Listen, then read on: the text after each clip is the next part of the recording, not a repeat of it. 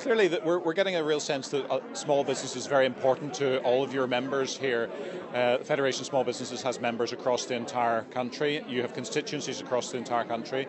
What's your sense of what the party will do to embrace the small business sector to try and get out of the current situation we're in, the current economic climate? Well, I think there's a number of factors. I mean, obviously there's the whole issue about rates and rateable value, but there's also how we're going to invest in our town centres. There's issues around planning policy, of course, as well. And I think it has to be a holistic approach to the sustainability of small businesses. So it's not only about what the Northern Ireland Assembly can do in terms of investment, but it's also European opportunities. And of course the role of local council is very important. In my own constituency of the part of North Lurgan, there's 3 streets which employ over 500 people. And I think sometimes those sorts of figures have to be articulated much more strongly, because people talk about supporting small to medium enterprises maybe of 10 people, but a number of small businesses together and concentrated in an area has actually huge workforce that would be of a comparator with some of the large industries that we have here still in the north. So I think our party is very committed to the small medium enterprises.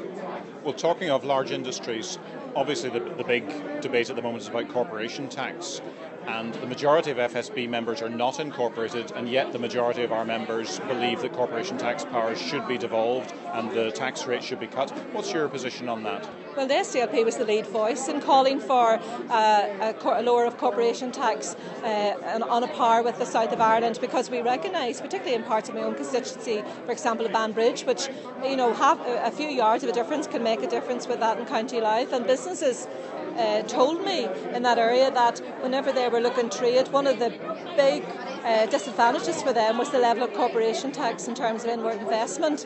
So it's a huge issue at that level. And of course, whilst I recognise the Federation is mostly representative of small businesses do supply the larger industry sector, and that's the gain for them.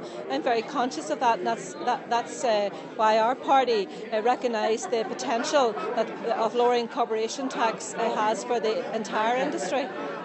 You've made the point that you've got a lot of small businesses in your constituency, and there's currently a piece of legislation going through the Assembly on extending small business rates relief paid for by a levy on the large shops.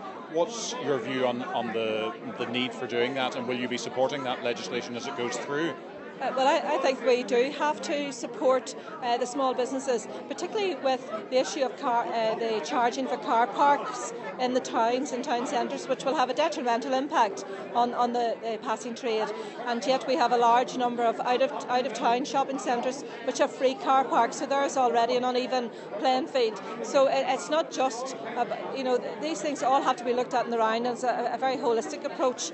And yes, we do need to bring that life and vitality back into our town centres.